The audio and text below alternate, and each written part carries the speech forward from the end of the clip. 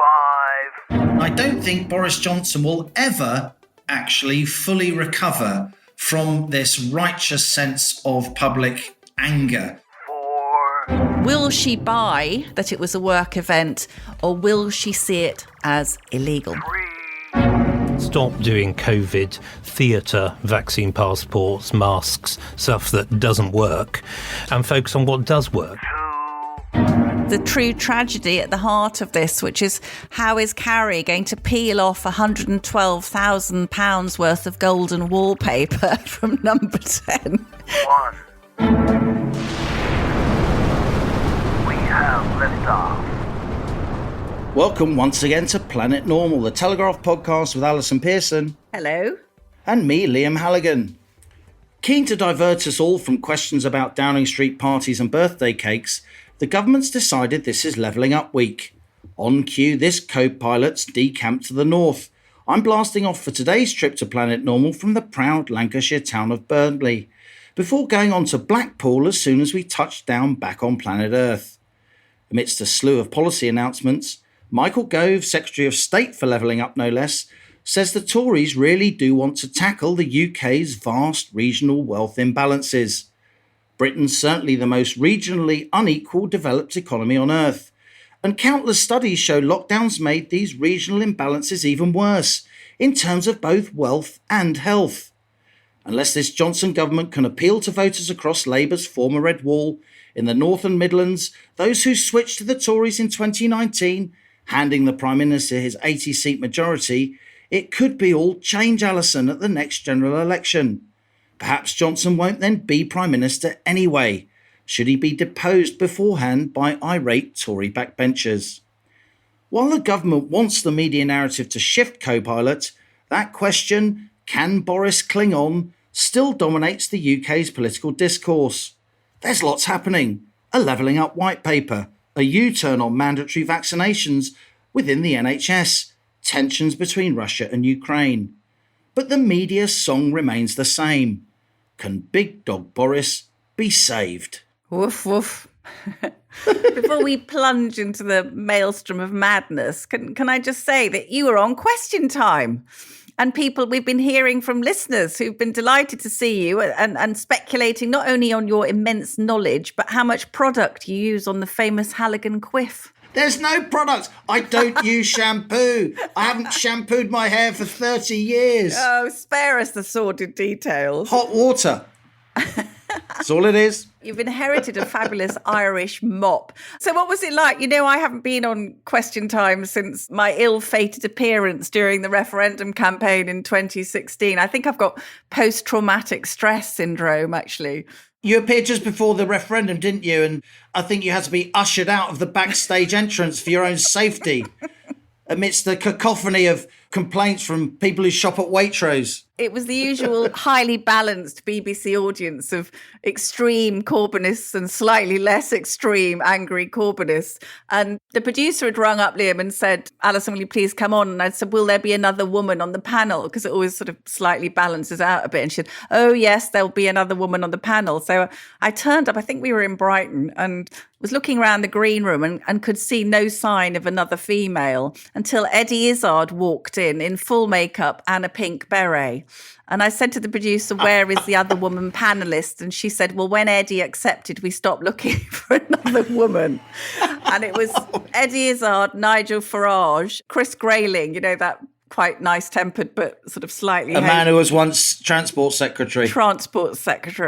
And Muggins sitting on the end. And, oh, my God, it was that maelstrom time because, of course, we've just seen the second anniversary of Brexit, haven't we, on Monday, the second anniversary of you, and we made a drunken minicab journey home from a Brexit dinner, didn't we? And you said, do you want to do a podcast? And I said, yes, of course, without knowing what it was. But during this Question Time appearance, when the audience was really volatile time, remember, and a Welsh person in the audience was asking a question, and I said, oh, I think Wales, my native homeland, will vote leave. And I was then, of course, booed and jeered. And you turned out to be right. Turned out to be right. But it was great you did it. And I think, I think people were genuinely thrilled. And you, for someone who's an economist, you're ranging widely across all these topics. Well, that's very kind. The BBC do give me a fair crack of of the whip on Question Time and its sort of radio equivalent, Any Questions.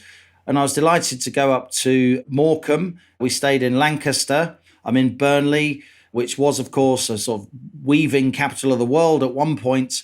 And then it reinvented itself after some hard times with a big aerospace hub, light industry. But Burnley was really whacked during lockdown. It was the most furloughed town in Britain, not least because aerospace suffered so much as global business and tourist travel cratered, of course, during the pandemic. There are signs of recovery now, but there's still a lot of poverty and a lot of deprivation. And I've been talking to people up here about their responses to the government's efforts at levelling up. That levelling up white paper came out on Wednesday. And I think it's fair to say that they understand, most people I speak to, that the Tories know they need to say this and they know that they need to regain these red wall seats. Burnley's typical. It's got a Tory MP now since 2019, the first Tory MP here since 1910. But they're not really seeing many signs of it here on the ground. You don't have to drill down into the levelling up white paper for very long, Allison, to see pretty clearly that there's no new money in particular. A lot of the policy commitments are quite vague. A lot of the targets that are outlined, they're good in theory. There's 12 principal targets relating to housing, particularly social housing, subsidised rent housing for low-income and vulnerable households, infrastructure, education, transport and so on, particularly buses and local train routes, which are particularly bad across the North and the Midlands, certainly compared to the South East. Yet a lot of those policy targets, Allison, they're not slated to be delivered until 2030, which of course is quite a long way into the future. So while I think the government knows that it has to hit these buttons on levelling up if it is to regain these seats, this is a concept that hasn't really developed from being what was a canny slogan. There isn't really a thought through raft of policy proposals with funding that I think can be delivered before the next election. So while a lot of our people who have emailed us at Planet Normal and at our respective Telegraph email addresses too do want the government to move on, do want the media and political class to move on from birthday cakes and Downing Street lockdown. We can talk about that later in this podcast. There isn't any sense that these new policies designed to address these regional imbalances I outlined at the top of this episode anytime soon. And that's really unfortunate because we are a seriously regionally imbalanced country, increasingly so. Yes, I think you said something on Question Time about that. I mean, the figures are quite astounding, and also the life expectancy, aren't they? I mean, for people in the North, the life expectancy compared to someone living in Chelsea is sort of 5 or 10 years adrift. I felt it was quite strange on Monday because of the 2-year anniversary of Brexit and remembering the elation we felt, the sense that some great battle had been won. I was looking at some footage of Keir Starmer back then saying there must be a second referendum. He's coming over all high and mighty and moralistic now. But let's never forget, Liam, that he wanted to renege on the result of a great democratic vote. And we had Boris in inimitable style bludgeoning Brexit through the Commons. Remember all that intransigence, and supported by Dominic Cummings' tactical nous. They were a great team. Then there was this absolutely enormous bust up, which is now part of the subject of the inquiries by the Metropolitan Police, because one of the things that emerged in finally the Sue Gray report, not so much a report as an update. Sue Gray didn't comment on specific events. We'll talk about that. We'll have to explain it. It's so complicated, isn't it? Because 12 of the parties, which the Prime Minister claimed there wasn't a party, but 12 of the Downing Street parties, 500 further pages, 300 photographs are now under consideration by the Metropolitan Police. And one of the parties is alleged to have taken place in the Downing Street flat in November 2020, when you'll remember Cummings, your old mate, coming out of Downing Street with his little cardboard box. And of course, and then upstairs, allegedly again in the flat, Mrs. Johnson, Carrie, having a victory party, playing ABBA, The Winner Takes It All. I mean, can you imagine anything more excruciating, anything more designed to goad Cummings into this now great protracted revenge tragedy that we're all sitting in the middle of? But I did in my column this week, Liam, which I know you're a dedicated reader of the Pearson rantings, but nothing better to do, of course. I know how upset you get if I don't read it. I love your columns. Always worth reading. Mutual, darling. It's absolutely mutual. I was watching the Prime Minister at the dispatch box. You know, I've been a really not just a long time supporter of his, but I've got scars on my back, Liam, from defending that man. When I wrote how thrilled I was when he survived COVID, came out of hospital, I wrote a very emotional piece for which I was lambasted by the great and the good, criticised for being sort of emotional and so on. But I felt sickened this week. I was watching him, the whole damn spectacle of the lot of them. Keir Starmer standing there, suddenly overcome, moved by the casualties of the brutal COVID restrictions, co-pilot, which would still be in place today if he were Prime Minister. And then we had Boris himself, all the sincerity of Mr. Toad in Wind in the Willows, sort of doesn't really do contrition, does our Prime Minister.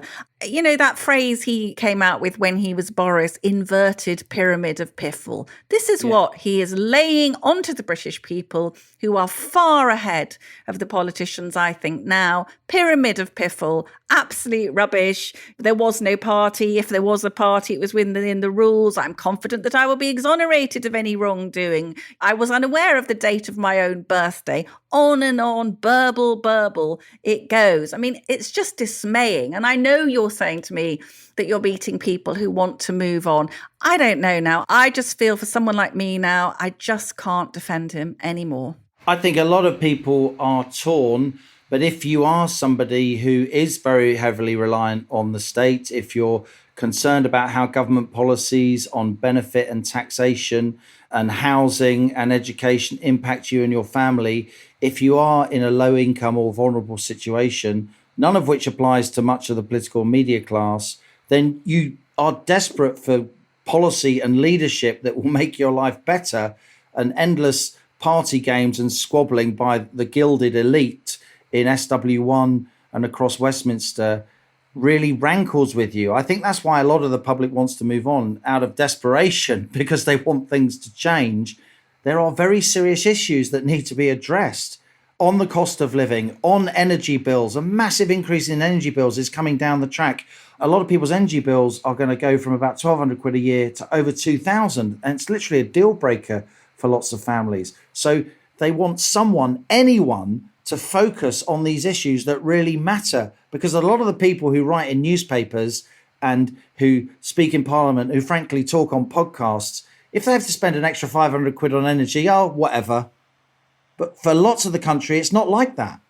In the end, this isn't just about the parties, because Boris had this stunning general election victory, tremendous Brexit. No one could take away that the vaccine rollout with Kate Bingham was phenomenal. But now, attempting to foist net zero on a population which is traumatized and battered by COVID, you know, this huge cost of living crisis. You'll know this better than me, co-pilot, because it's your area. But someone was saying that people under 40 will never have known inflation like we're facing. All of these different factors are playing into a massive, I think, really massive sense of disillusion. And at the weekend, we had Boris and Rishi Sunak writing in the Sunday Times that they were going to stick with the national insurance increases. I think there's just a sense that people aren't listening. The latest poll we saw, 65% of people don't accept the PM's apology. 69% want him to resign. 68% don't think his government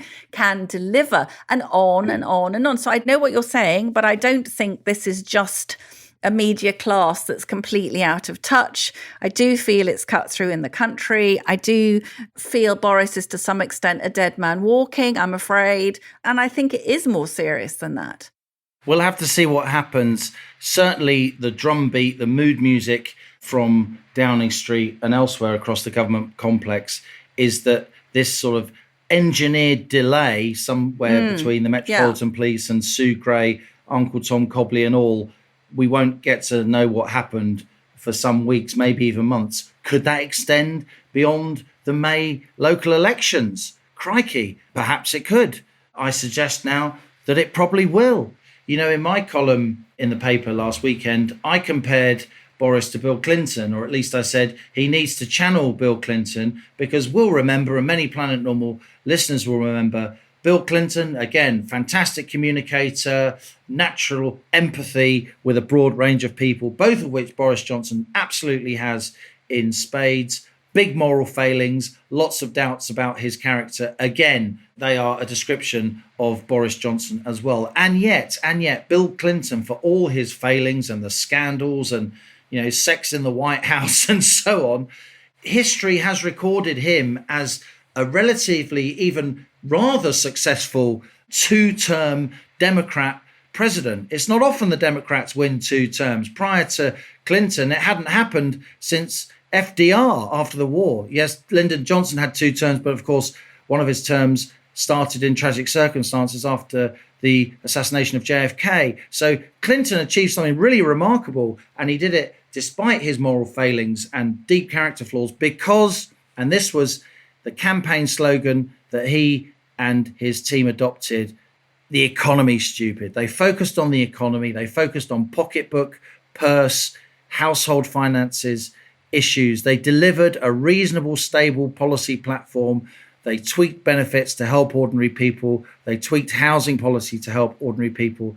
And they gave a sense that despite all the moral failings at the top, and a lot more going on in the White House than eating birthday cake and partying, by the way, they connected with a lot of blue-collar voters because, on balance, outside of all the political theatrics, their economic lives improved. The economic lot of their families felt better under Clinton than it had during the years before.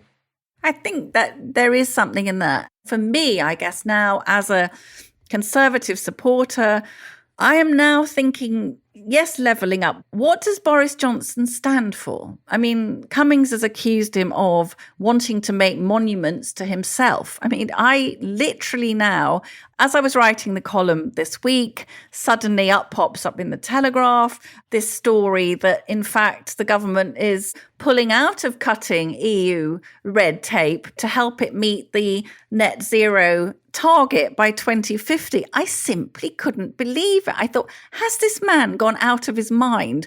All of us who supported him are now thinking, we are traduced, Liam. Tell me a policy that I could actually agree with or which I thought was voting for. So I think the combination of the scandal, which I agree is, could be forgiven, but the fundamental thing which can't be forgiven is a disloyalty to the people. He was our colleague, a great newspaper columnist. Now, you and I write columns. Obviously, there's an element of showmanship. There's an element of hyperbole in what we write. Never. No, well, I'm a very serious person. You are a very serious person, because I just make a lot of bad jokes. And quote Ratty and Moley from Wind in the Willows. Yeah, well, Velma and Shaggy us. But I still think that people reading our columns would think, oh, Liam's like that, Allison's probably like this. But the Boris Johnson we used to read, that person, he doesn't govern as he wrote.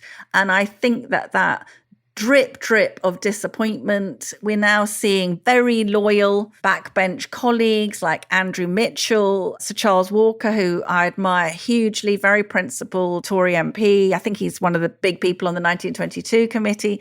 He's leaving Parliament altogether. It all adds up to a really dangerous situation. How much longer do you think he can go on, realistically? It's very hard to say. I must say that our Telegraph political team have been doing a really good job reporting on this. No one can say the Telegraph is a paper that supports the government come what may. Absolutely not. Our political team have been reporting all kinds of very awkward stories for the Prime Minister. And of course, there's a huge range of opinion and comment among our opinion pages as well. And one of the stories that came out this week, as you say, is that the Prime Minister won't be pressing forward with some of the deregulation agenda linked to Brexit. And it's almost as if that story came out, it was timed to wind up David Frost, who, of course, was the chief Brexit negotiator, who many people think, not least after the interview we did with him on Planet Normal, that he should be in Parliament, he should be in the cabinet as a peer, he should be in Downing Street, any of the above. He said publicly now he doesn't want to because he doesn't believe in the national insurance rise, because he doesn't believe that the government's taking anything like the advantage it could of the new post-Brexit agenda, making use of those freedoms now that we've left the EU.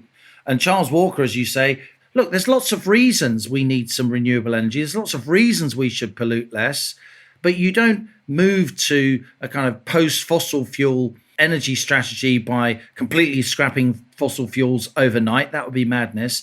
And you don't do it by adding heavily to the bills of ordinary households at a time when energy prices are going through the roof. And it's almost as if this government agenda in this area, an agenda with which I have some sympathy for the aims, it's almost as if it's going ahead in the absence of any handle on the reality of what's actually happening on wholesale energy markets, of what's actually happening to household finances at the sharp end in the wake of this pandemic as inflation hits a 30-year high and rising. It's policy making in a complete vacuum. That's how it seems to me. It's policy making de haut en bas, from above down below onto ordinary people, whatever the realities they face. I agree, Liam. There's been this sort of spate of stories about Carrie Johnson now. You know, some people say, oh, this is misogynistic to target the Prime Minister's wife. But all roads with some of these policies do lead back to Mrs. Johnson, christened Carrie Antoinette, a much younger wife who's wedded to an awful lot of leftist fashionable causes, which, to say the least, Liam, Telegraph readers are not deeply enamoured of. I mean, the latest one, which again, of course, the PM has denied, was, did Carrie put pressure on to get these stray dogs and cats out of Afghanistan when men, women and children who had put themselves on the line for the British military were left at the airport? I mean, the build-up of these stories, I think the sense that this man who won Brexit because he captured the sort of the likes of us who are a bit sort of anti-establishment, and suddenly, you know, he and she are coming across as the sort of de facto king and queen of a very metropolitan establishment, lots of Prosecco around the fire pit. Prosecco? Surely not. Sorry? Champagne? It's Prosecco down at Pearson Towers now, mate, I can tell you. This might seem like a small story, but this woman called Nikki DaCosta, she was the former director of legislative Very smart affairs. woman. Very smart at number woman. 10. Yeah. She was at number 10 under Theresa May and Boris Johnson. Nikki DaCosta went off on maternity leave and came back when they were in the middle of all the sort of COVID stuff. And she found what she called a bunker mentality. And she says that she and others argued for something called bereavement support bubbles for those who'd lost close family, suffered miscarriages, or even the stillbirth of a baby. And the transmission impact of those bereavement bubbles would not have been significant. So that idea, compassionate idea, was apparently put in a submission to the Prime Minister, but it was rejected, Liam. And Nikki DaCosta said there was a concern that it would send the wrong message to the public, that an expansion of support bubbles would signal that everyone could relax their guard. Now, when I read that, I thought, how chilling is that? These people, once again, the partiers, the civil servants, all having a lovely time in their bunker. That was the brutality, the insensitivity of the COVID decision making. And we've covered, haven't we, on Planet Normal, we've covered endlessly these dreadful adverse consequences. And the idea that people like Nikki DaCosta, you know, compassionate people like her, were arguing for these mitigations, ameliorations of people's suffering, and that they were rejected because other people might get the right idea and think they could give up playing by the rules, like all the people in the building who were making the rules. When the history of this period is written, it will be shown, or it will be concluded, that within the centre of government, you had lots of civil servants who were working hard, of course, and are smart people, And in some senses, there's lots to be grateful to them for, but their kids were at school. They were getting chauffeur driven around the place. They were out and about. They weren't isolated in small houses and flats with children. And I do think, as David Frost said again, when he spoke to us on Planet Normal, there was a kind of otherworldliness about what was going on at the heart of government then. And I don't mind what the Prime Minister does in his personal life. I really don't, as long as he doesn't do anything completely depraved. What I care about are these policy outcomes. And there are so many policy outcomes which are either in doubt or in jeopardy, or decisions that have been made which are, frankly, at this moment, the wrong decision, like the decision on going ahead with the national insurance contribution rise, that I think voters are losing faith in that aspect of this government, as well as the moral characteristics as well. And we've seen another U-turn, which I know you will have welcomed, on mandatory vaccinations across the NHS. And again, there's a sense that maybe this decision could have been made earlier. And again, the government's hand has been forced by the fact that there's a shortage of NHS workers if the mandatory vaccination policy was pressed ahead with. And who could have predicted that, Liam? I mean, you predicted that one again. And it strikes me that if the government goes on giving the impression that it's out of touch with policies that don't chime in the minds of ordinary people, with a levelling up white paper that seems remote and doesn't offer up new resources, with a Prime Minister that increasingly seems distant from the people who elected him in good faith, not least across the red wall, then there is going to be a political crisis, not least because a lot of canny Tory backbenchers on the 1922 committee, they will submit those letters. And a lot of what seems to be happening at the moment, a lot of the information that's coming out about parties, about policy failures, leaks from the heart of government, do seem designed to deliberately provoke MPs on the Tory backbenches to write those letters to reach the 54 that would provoke that dramatic vote of no confidence. Tell listeners, because I know you'll know this, they're going to try and introduce something to mitigate the effect of all the energy price rises. I mean, what will they do? Will they add to the winter fuel allowance for people? What's going to happen? Because if, as you say, bills like suddenly 500 quid more, 700 quid more, people are going to be really, well, they're going to be afraid. You know, people like my mum, Liam, will start turning the heating down. And all these pensioners that they've been bending over backwards to save during COVID, well, it'll be pretty bloody stupid if they freeze to death now, wouldn't it? Because they've got the energy pricing wrong.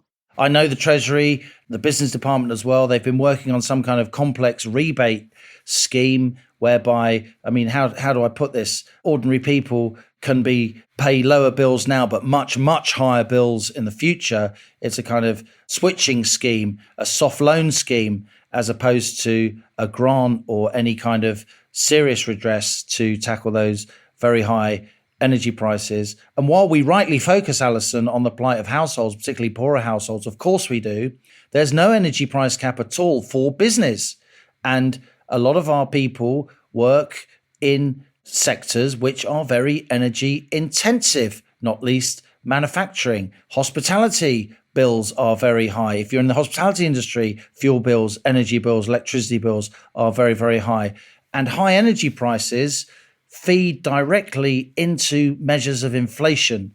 And so these increases aren't only going to be felt now in terms of stretching people's household finances and the balance sheets of companies, they're also going to be felt in the future because companies are going to have to put prices up more to reflect those higher energy bills. So it's a very, very difficult area.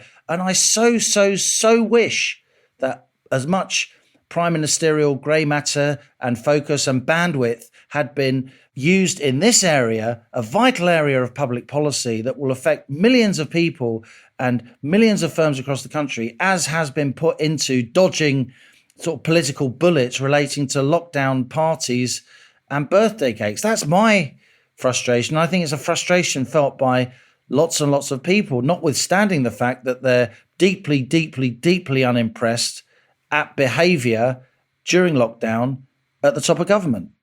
Not to mention the dire prospect at Pearson Towers of the Cold Wars or the battle for the thermostat. Now, I don't know what it's like around your house, but I have the misfortune, although sometimes the fortune... Put a hat on. Put a cardi on.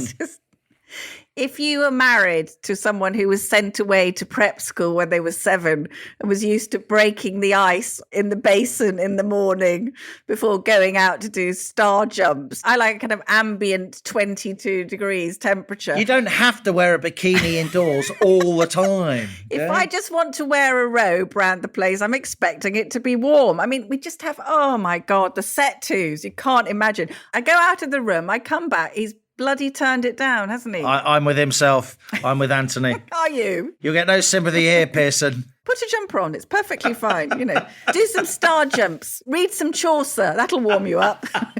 Or watch Prime Minister's Questions. That'll get your blood boiling.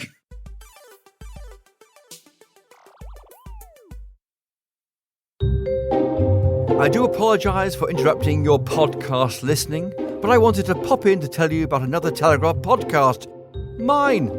I'm Christopher Hope, also known as Chopper, and I'm one of the paper's long-standing political reporters and host of a weekly podcast called Chopper's Politics. It's full to the brim with political insight and Westminster gossip, recorded from the heart of the action in the Red Lion pub, just round the corner from Parliament and Downing Street. Each episode I chat to the movers and shakers in British politics, from London Mayor Sadiq Khan to Leader of the House of Commons Jacob Rees-Mogg. So pull up a pew and join me for your dose of analysis, news and views on Chopper's Politics. Find it wherever you're listening to this podcast. Cheerio!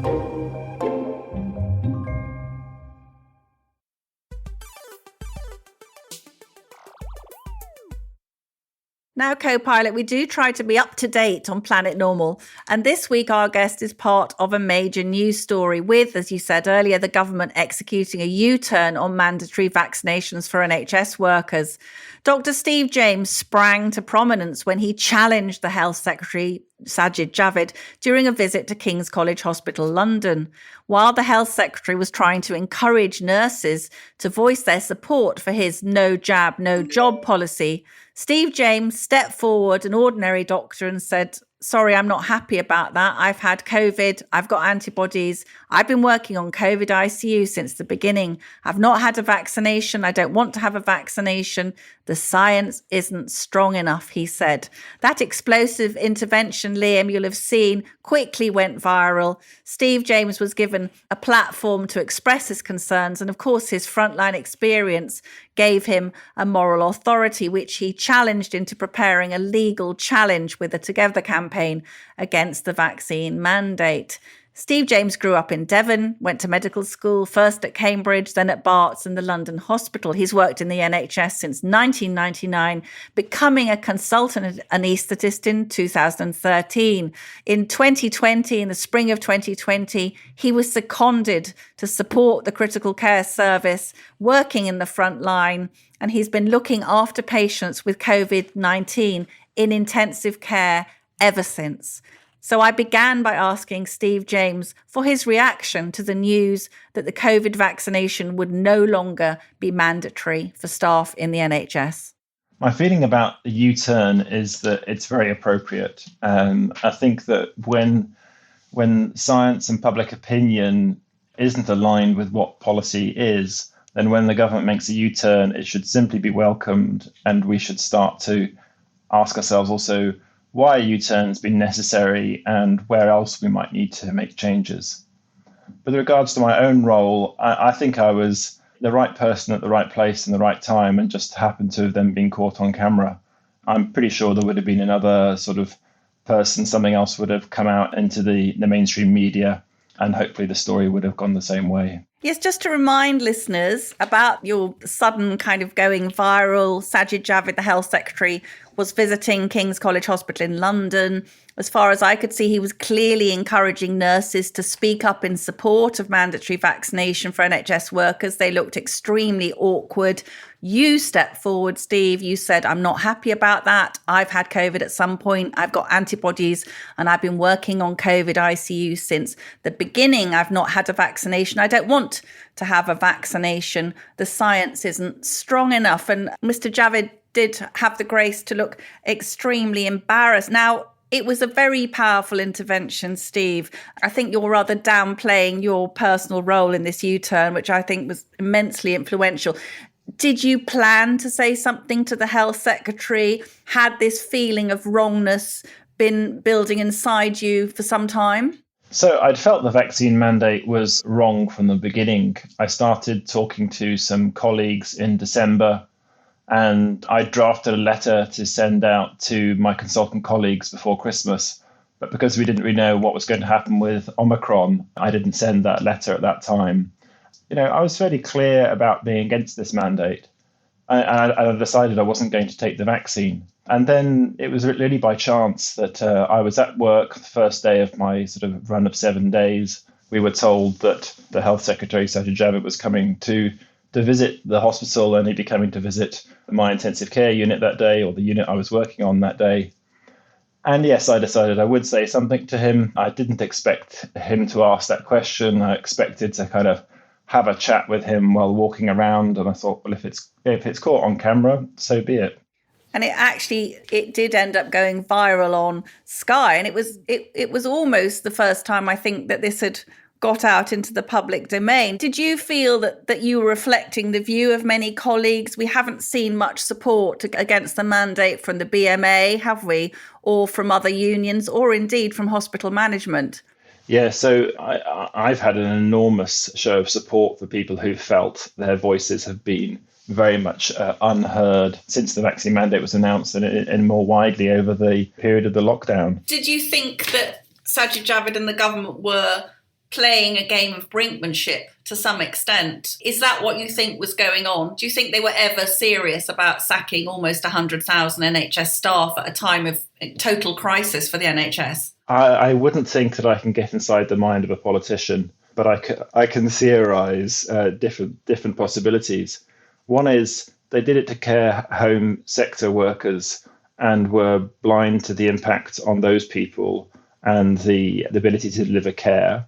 So they might well do it to the rest of the healthcare sector. If they were doing it without planning to put it through, then that's a quite an odd form of coercion, which surely can't be allowable in this country, that you threaten a law and people feel pressurized to go and have a vaccine they don't want to have. Steve, I just want to clarify, you are not anti-vax. You are anti-making the COVID vaccine mandatory for everyone. Have you seen benefits from the extensive vaccination of the older population, do you think? I think I'd like to address that anti-vaccine sort of label. Anti-vaccine as a label is meant to marginalise people who hold a different point of view. And I don't think that's really a healthy thing to do in society. We do that for lots of different groups because we want to say that their views are not worth listening to. And people who've been put in the anti-vaccine category have basically been anybody who hasn't agreed entirely with the government. So what was important in what I did was that I stood up. I was called anti-vax by various news outlets, but I managed to carry on getting an opinion out that people could see that I wasn't their stereotypical, completely to be dismissed voice of anti-vaccine. Yes, I have seen the differences over the last 2 years in the presentation rate of patients into the intensive care. That's meant a significant drop. I mean, we're talking sort of 80, 90% drop in absolute numbers of patients coming into intensive care. And that's in the population that's elderly, that's got comorbid disease, that are vulnerable due to being immunocompromised. And there's a number of factors behind that. One factor will be the vaccine. Another factor will be the change in virulence of the virus itself. Another thing will be the other modalities of medical treatment, both pharmaceutical and the type of care that's delivered to them when they're in hospital. One thing that jumped out at me from your exchange with Sajid Javid, you said, "I haven't seen anyone like me with COVID in my ICU.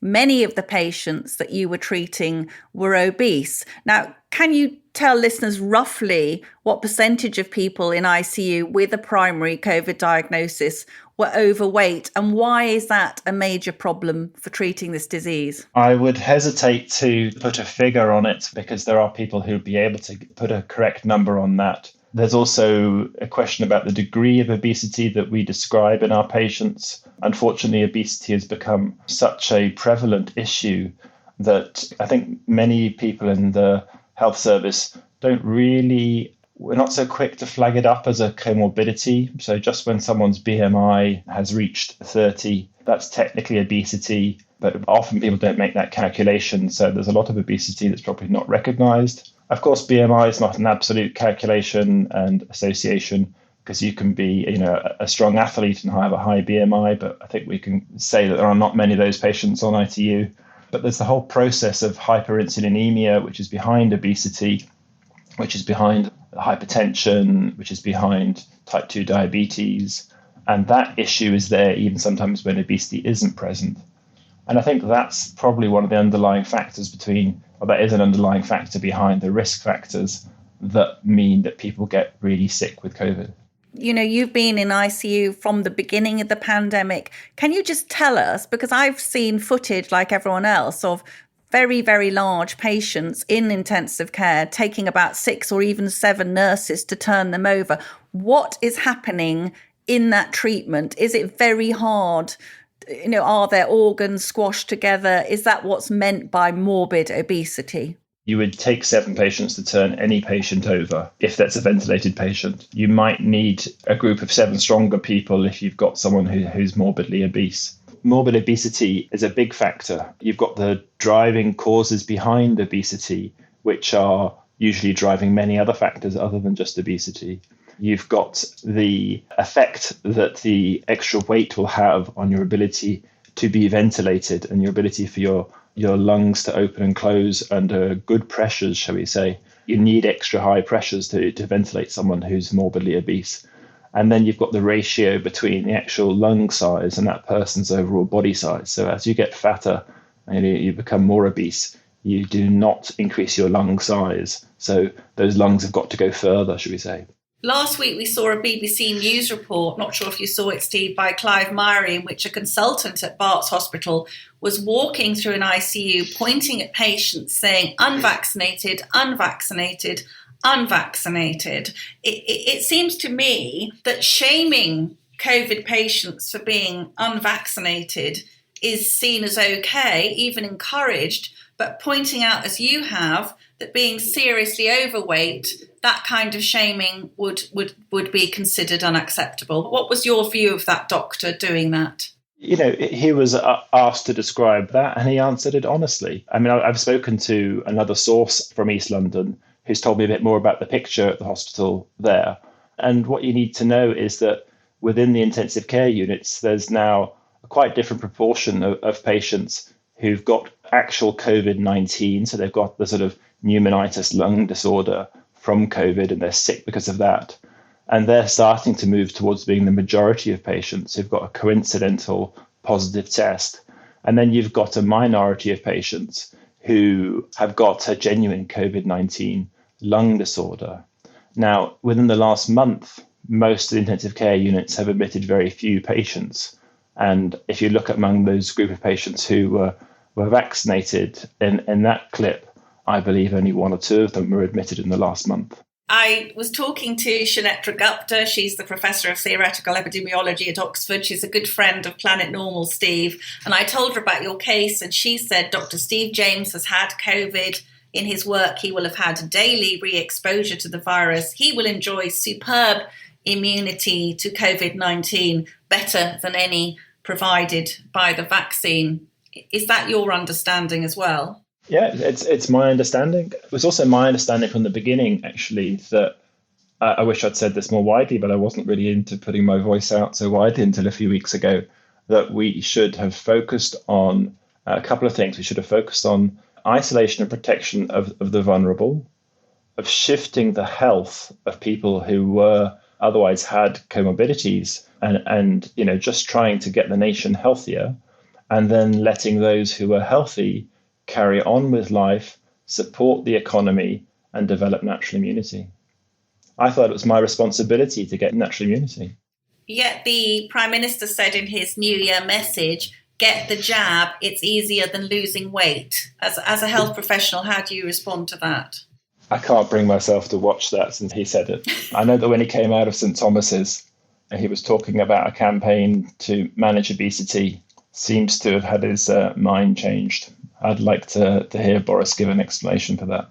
I think they may be veering back towards a healthier eating strategy, which I know will be music to your ears. Steve, throughout the pandemic on Planet Normal, we've heard from doctors and nurses, from consultants and GPs, from a district nurse we had on, a London GP. None of them have felt able to speak out in their own name. They clearly fear retribution from the NHS. Would you say that the NHS has a secretive or punitive culture towards dissenters? And have you personally suffered any consequences yet for speaking out? In general, I wouldn't say there's a punitive culture for speaking out, but at present, there is a culture that you should only speak out if you're following the narrative, at least it has been up until a few weeks ago. So I know colleagues who've done press both pro-vaccine and anti-vaccine mandate, and they've all had some hassle for it. And mainly because we haven't invited an open debate, an ongoing debate during this pandemic. I think the government's use of the Coronavirus Act to kind of say, look, we're just going to get on and do what we think is necessary was probably appropriate at the beginning. But what I would say is that there isn't a mandate from the country for them to discriminate based on vaccination status. I don't believe there's a mandate to say the country wants vaccine passports, that it wants mandatory vaccination for staff. There's a lot of moves that have happened from the government that I don't see a mandate for from the public. George, who is our anonymous NHS England source, actually sent me recently the results of a poll that was conducted internally in the NHS about the mandatory vaccination, and it was hugely against mandatory vaccinations. That's all NHS staff. And yet, that finding was overruled and indeed ignored. Does that surprise you? I saw a couple of days ago the equality impact assessment from the government that was commissioned beforehand, and that was looking at support or unsupportiveness for people across different religious groups and different ethnic backgrounds. And that showed a very clear majority of people not supportive of a vaccine mandate. So I think the government knew that the staff didn't want it. And talking to people on the ground, I really would find it hard to say I know anyone who's fully behind a vaccine mandate. I don't feel comfortable with government messaging about vaccination for healthy people. I don't feel the messaging has been clear enough to say this is the informed. Well, there isn't an informed consent process for vaccination. It's like, do you want to have the vaccine? And you get it. And again, just to say, being cautious about these things is not to be the same as being anti-vaccination, is it? No, it's to say, open information, please. The information from the Pfizer trial, like it was requested in the BMJ editorial, let's have this information out in the public. Why should it be protected information? When you look back, what are the things you think that will be shocking about medicine during this period? Do you think there's been too much silence and going along with the official narrative? For me, the shocking thing is there was no drive towards improving the health of the nation from the outset. I just thought, come on, if you run with a healthier nation policy, the country's going to be completely behind you, and just think about the long-term benefits that could bring. So on Planet Normal, Steve, we offer our guests a special magic wand which they can wave to improve the madness that persists on planet Earth. Dr. Steve, if we gave you those powers, what would you do to improve the NHS in the next few years? So if I had a magic wand, every hospital in the country would have a preventative stroke reversal of chronic disease department where research can be done, where educational classes are provided, and that would be out in the community as well. We should be making it a positive choice for people to eat well, move well, and live a healthier lifestyle. Steve, you've been very modest. I just like to say that I think it's clear your courageous intervention with Sajid Javid had a huge pivotal impact on this no jab, no job issue, and that tens of thousands of NHS staff owe you a debt of gratitude, as do all of the citizens on Planet Normal. Thank you so much for talking to us today. Thank you, Allison. It's been a pleasure. Allison, fabulous that Steve joined us on Planet Normal. He became a sort of instant household name, didn't he, for a while? What must it be like to have the Secretary of State visit you at your hospital, and you're a frontline health professional, a very distinguished frontline health professional, and on camera, you actually challenge the Cabinet Minister? Pretty gutsy. Very gutsy. And I think really having been there at the front line with all those very sick people with COVID, having just that unique perspective and perhaps looking at the health secretary and thinking, mate, you don't really know what you're talking about. Liam, I know that you and I disagreed months ago. I know we very rarely disagree, co-pilot, but you were more for mandatory vaccination of care home workers than I was. And I think why I think the picture has really changed is the last couple of weeks, we're seeing now major surveys confirming what Dr. Steve James is saying to us. The CDC in America has just said that having had COVID, natural immunity is superior and longer lasting than any bestowed by the vaccine. One of Steve James's points, of course, is that with Omicron, which is everywhere now, Omicron evades the vaccine. Shanetta Gupta said to me, Omicron's huge advantage over Delta is it can get by any vaccine. So the picture has changed. And I think, as we said at the top of the podcast, really, Sajid Javid and the government really behind the curve, waiting until the last minute to abandon this mandatory vaccination. They were faced with entire maternity units closing down, co-pilot. I mean, that's the kind of idiocy. So I think what Steve did, he's a very modest guy, but I think he just stood there and says, I don't think there is the science case for it now. And I think he deserves a lot of credit for that. Now, on to our listener emails. Please keep your wonderful emails coming. We absolutely love reading them and learn so much from you, all our Planet Normal family. Liam, you won't be surprised to hear we had tons of Boris emails this week. Jan says, I find the current Prime Minister's lack of a moral compass, his shaky grasp of truth, and his inappropriate levity entirely repugnant. I and the majority of people in this country play fair and carry the burden of our responsibilities and duty. Is it asking too much for a leader with the same set of values? The only sure thing is that at some point there will be a vacancy for Johnson's next mistress, and it is to be hoped he picks someone with economic and business nous. I was thinking the co-pilot wouldn't make a bad third or fourth Mrs. Johnson. What do you think? Good balance? He can't afford me. God. You've got cheaper taste in wallpaper than her, haven't you? And then this is from John. You'll love this. John says, one positive piece of news for Boris Johnson. The Met has said he may qualify for their buy 10 fines, get 2 free February promo. This is from Chris. Dear Allison and Liam, Bob Seeley, that's the Isle of Wight MP who was on Planet Normal last week. Bob Seeley says Chris was a worthy stowaway to Planet Normal. Hear, hear.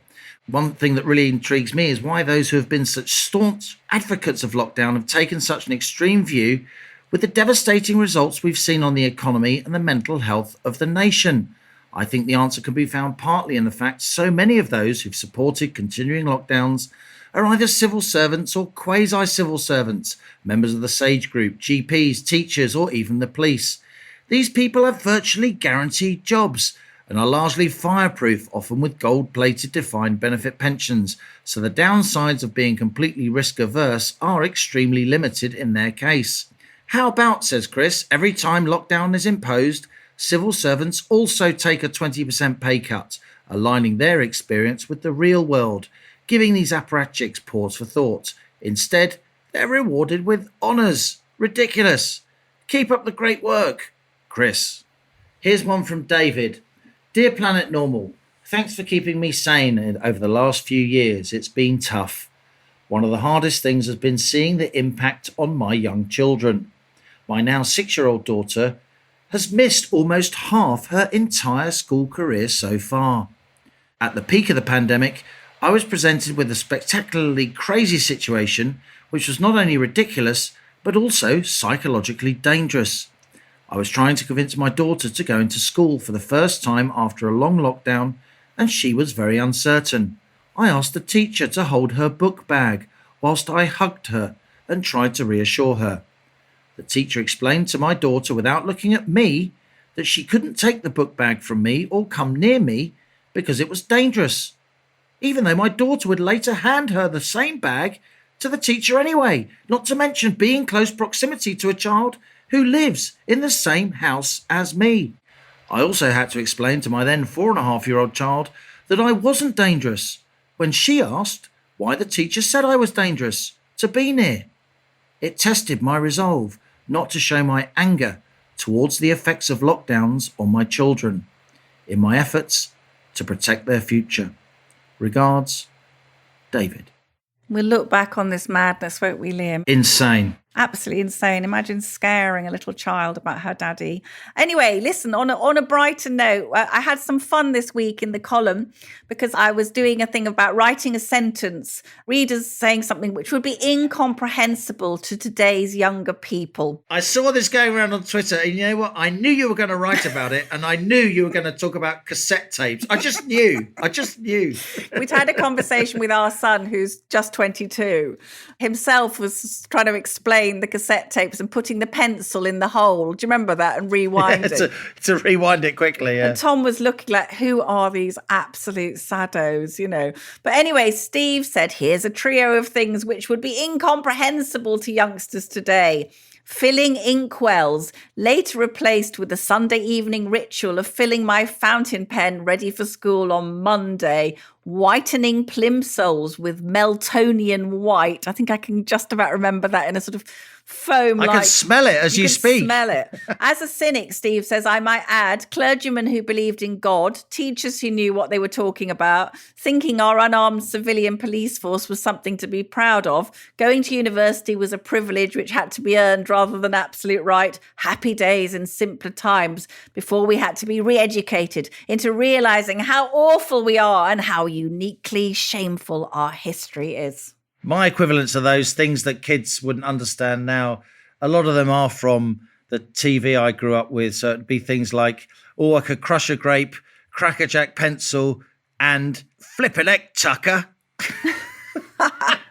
I think on my deathbed, the only name I'll remember will be Peter Glaze or Leslie Crowther, long after I've forgotten every work of English literature. Finally, from Karen. Karen says, on the subject of things young people wouldn't understand, having to pull the choke on my Mini and pray it would start and hope the rubber mat on the floor would stop the water coming up through the hole in the floor. And finally, Brentford nylons. You and I will have been in there, Liam. And the yellow striped sheets that sparked every time you turned over in bed, made worse by a nice nylon nightie.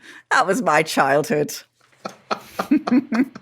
Wimpy brown derbies and knickerbocker glories. On that bombshell, that's it from Planet Normal for another week as we leave our sanctuary of sweet reason, our flying refuge of reasoned views. Email a week. It's my turn today, and you know what? I have to give it to David. If we ask Theodora Leludas nicely, could we send one to David and to David's daughter and say to her daddy is very lovely and not at all dangerous? Theo's a good woman. I think she'll recognise the merit of, on this occasion, a double Planet Normal mug transmission. Beam them up as we speak. David, send in to the Planet Normal email address, planetnormal@telegraph.co.uk, with the subject heading mug winner, your postal address, and we will make sure that happens. If you enjoy Planet Normal, and you jolly well should, do leave us a rating and a review on Apple Podcasts or Spotify. It does really help others to find us so the fantastic Planet Normal family can grow. Also, if you would like to enjoy my Telegraph columns and the obscure, random, slightly knowledgeable scrawlings of co-pilot Halligan, and you're not already Telegraph subscribers, listeners can get a 1-month subscription for free by going to telegraph.co.uk/normal. Scrawlings. Good job I got a thick skin. Do keep emailing us. We love to hear from you. We are a family. This is Planet Normal. And as we speed away from our beloved Planet Normal, the madness of Planet Earth comes back into view. Thanks as ever to our wonderful producers, Isabel Bouchard, Louisa Wells, Elliot Lampitt, our new editor, Zoe Hitch, and thanks as ever also to our overlord, Theodora Laludis. Stay safe and in touch with us and with each other. Until next week, it's goodbye from me. And it's goodbye from him.